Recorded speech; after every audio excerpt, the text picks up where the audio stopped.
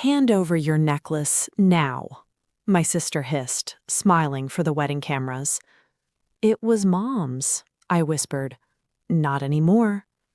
Then a stranger tapped my elbow. You need this. The envelope said CCTV Report. I'm Hallie Monroe, and I'm 33. I work as a dental assistant. It's the kind of job where you stay calm for other people even when your own life feels like it's falling apart. In my family, my sister has always been the one they praised. Perfect photos, perfect smile, perfect story everyone loved to tell. I was the helpful one, the backup, the one who kept things running quietly while nobody noticed. That necklace wasn't expensive looking. It was small, simple, and irreplaceable. It was the last thing my mom left me before she passed. Her way of saying, I see you. A tiny gold chain with a single pearl. Nothing flashy, but everything to me. I wasn't rich or glamorous, but I had something they didn't expect. I don't forget details, and I don't ignore patterns. So when my sister tried to take that necklace in front of everyone, I didn't just feel humiliated. I felt something click in my chest, like a lock finally turning. Okay, this is what you're really capable of. If you've ever been pushed around at a family event because they thought you'd stay quiet, subscribe, for real. Have you ever had someone try to take something sentimental from you and act like it was no big deal? Tell me below. And click hype or like so this reaches someone who needs it. The wedding morning was chaos. Hair stations, makeup mirrors, relatives circling the room judging outfits and pointing out flaws. The smell of hairspray and perfume was so thick you could taste it. Classic pressure cooker. Everyone on edge, everyone performing. My sister found me early. I was adjusting my dress in the hallway mirror when she appeared behind me, eyes locked on my neck. That necklace clashes with your dress. Give it to me. It'll look so much better on mine. She said it with this sweet, practiced smile, the kind that makes everyone around her think she's being helpful. I kept my voice low. No, I'm wearing it. She tilted her head, that move she does when she wants people to think she's being patient with a difficult person. Wow, you really want to make this about you at my wedding? I shook my head. It's not about you, it's Mom's necklace. Stop acting sentimental, it's just jewelry. It's my mom's. Her voice dropped, sharp and cold. Mom would have wanted me to have it. That sentence landed like a slap. I could feel the bridesmaids watching, pretending not to listen while absorbing every word. Then she reached for me, not aggressively, worse. She reached for the clasp at the back of my neck, saying, "Let me just fix it, it's sitting crooked." Her fingers fumbled against my skin, pulling at the chain. I stepped back, hand flying to my throat. "Don't touch me." She laughed, light and airy. "Relax, so dramatic." I walked away shaking. My hands were trembling and my jaw was tight. I spent the ceremony sitting in the third row, gripping that necklace like a lifeline. Then the reception started. My sister stood at the microphone delivering a speech about family and honesty. Her voice was warm and grateful. The room was glowing with candles and string lights. Everyone clapped. That's when a venue staffer appeared beside me. Quiet, professional. He leaned in and placed an envelope on the table in front of me. "I thought you'd want the truth before this gets buried." The front of the envelope said, CCTV Report. I didn't open the envelope right away. My hands were still shaking from the ceremony. I tucked it into my bag and tried to focus on surviving the rest of the night. But the night wasn't done with me. When I'd walked into the reception hall earlier, I scanned the tables for my name card. I found it at the very back of the room, table 14, squeezed between a distant cousin I'd met once and my sister's college roommate's parents. Meanwhile, her friends from her book club were sitting in the family section, right at the front, next to my father and my aunt. I found my sister near the entrance, greeting guests. "Why am I at table 14? She barely looked at me, It's just logistics, Hallie, don't start. It wasn't logistics, it was placement. Strategic and purposeful. She wanted me invisible. Then came the photos. The photographer gathered the family near the garden archway. Roses and ivy, golden hour light, the whole fairy tale setup. My sister positioned everyone carefully. When I stepped in, she waved her hand. Hallie, move to the left, more, until I was at the very edge of the frame. Then she turned to the group and said loud enough for every guest nearby to hear, Hallie always clings to leftovers, jobs, hand-me-downs, even memories. She laughed. A few people chuckled awkwardly. Most looked at their shoes. I felt my face burn. I didn't say anything, I just stood there, smiling like I was supposed to, while something inside me crumbled a little more. After the photos, my aunt pulled me into a side corridor. The sound of music from the reception hall was muffled behind the doors. She grabbed my wrist gently but firmly. Hallie, don't ruin today.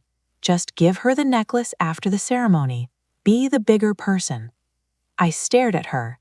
She grabbed me, Aunt Renee, in front of everyone. She's the bride, it's her day. Why is everyone acting like I'm the problem? Because you're making it a thing. She made it a thing when she grabbed me. My aunt sighed like I was exhausting her. She walked away, shaking her head, and I stood there alone in that corridor, hearing the muffled bass of the DJ through the walls, wondering when caring about something my mother gave me became a crime. Later that evening, when I reached up to touch the necklace, something felt wrong. The clasp was loose, not just worn, it felt bent, like someone had tried to unhook it when I wasn't paying attention. My stomach dropped. Someone had already tried to take it off me, and they almost succeeded. What they didn't know was that I already had a reason to be careful around my sister. This wasn't new.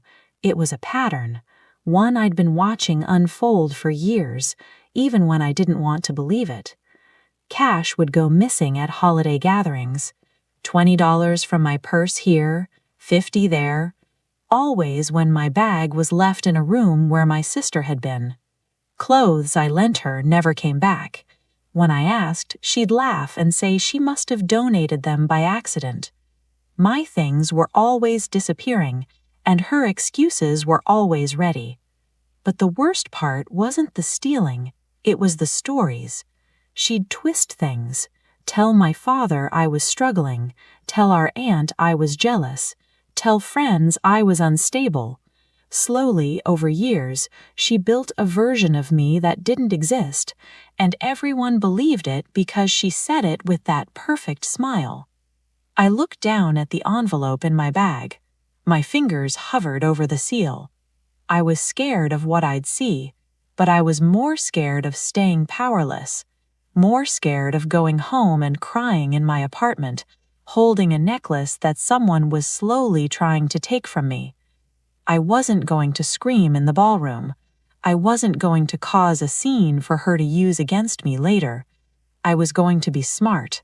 I had a plan they never saw coming. I needed someone who understood evidence, not emotions. Someone who wouldn't flinch at the truth. Then I saw her across the room. Miss Delaney. She was sitting at a corner table, sipping wine, watching the reception with the calm, steady eyes of someone who'd seen families fall apart before.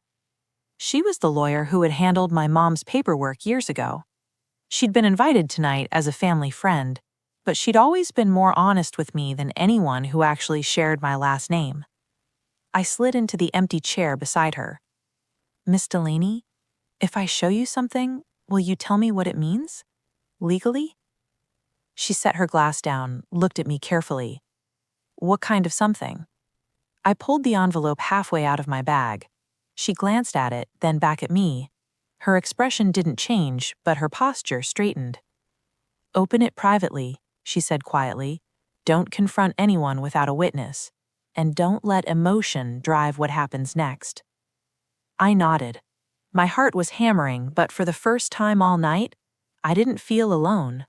I felt something I hadn't felt in years. I felt prepared. Meanwhile, my sister was gliding across the dance floor, laughing with guests, posing for more photos. The perfect bride performing for her audience. She caught my eye once and walked over during a break in the music. She leaned close so only I could hear. "If you make any drama tonight, I'll tell everyone you're jealous and broke. I'll say you begged to borrow money last month. Don't test me." I didn't respond, I just looked at her. And for the first time, she seemed unsure of what my silence meant. The DJ announced the couple's first dance. The gift table glittered under warm string lights. The speeches were lined up on a printed card by the microphone. Everything tonight was public. Every moment was on display. I just needed the right one.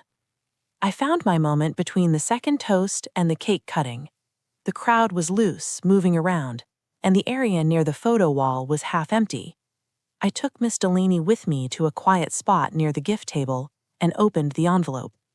Inside were 3 printed CCTV stills, each with a timestamp. There was also a short incident summary from the venue's security team. The first image showed my sister standing in the bridal suite, at the table where my bag had been left. Her hand was inside my purse. The timestamp read 9:47 a.m., a full hour before the ceremony. The second showed one of her bridesmaids, the maid of honor, holding my necklace in her fingers, examining the clasp. My sister was standing right beside her, pointing at it. The third image was my sister in front of the hallway mirror practicing her expression, and on the counter next to her was a sticky note with words scribbled in her handwriting, "Clashes with my dress." She had rehearsed the whole thing. Miss Delaney looked up from the photos. "This is clear, documented and time-stamped." My chest was tight, but my voice was steady. I walked over to where my sister was standing, near the dessert table, surrounded by a small group of guests. I didn't raise my voice. I didn't need to. "You told everyone it was just jewelry. So why did you try to take it before the ceremony?" Her smile flickered. "What are you talking about? You're twisting things." Miss Delaney stepped forward, holding the photos. "The timestamps don't twist. The footage is clear." My father appeared from behind a column, drawn by the shift in energy. "What is this? What's going on?" "Your daughter attempted to take a piece of jewelry from Hallie's belongings before the ceremony," Miss Delaney said calmly. "The venue's security documented it." My sister's composure cracked. Her face went red. She looked around at the guests watching, and something broke in her act. "She doesn't deserve it. She never deserved anything Mom gave her." The room went quiet. Not silent, quiet. The kind where you can hear every breath and the soft clink of someone setting down a glass. I looked at her. My voice didn't shake. "You don't get to steal my mother from me, one necklace at a time." I turned and walked away from the dessert table. The necklace was still around my neck. I reached up and pressed the clasp, making sure it was secure. It was. Miss Delaney found me outside on the patio a few minutes later. The night air was cool and smelled like damp grass and garden roses. She told me she could keep the security report on file. She could document everything formally if I ever needed it. I thanked her. But my real win wasn't legal. My real win was this. I stopped begging to be treated fairly by people who never intended to.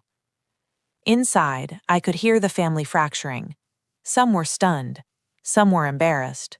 A few of my quieter relatives found me later with soft eyes and words like, "I'm sorry, I should have said something sooner." My sister was left standing in her own reception, exposed not by a tantrum or a scream, but by the consequences of her own behavior. That day, I didn't just keep a necklace, I kept my dignity. And I finally stopped trading peace for permission. If you've ever been humiliated at a wedding or pressured to keep the peace while someone crossed your boundaries, I want to hear your story. Subscribe so you're part of this community where we don't excuse cruelty just because it's family. Tell me in the comments, Has anyone ever tried to take something sentimental from you and then called you dramatic for caring? Click Hype to help this story reach others who need it. Your story has power. If you felt a connection to mine, please subscribe and share your own journey in the comments. Every hype you give this video helps empower someone else who's going through the same kind of fight. Thank you for being here today. Thank you for listening to every word. And remember, you don't owe your silence to anyone who wouldn't protect your peace. I'll see you in the next one.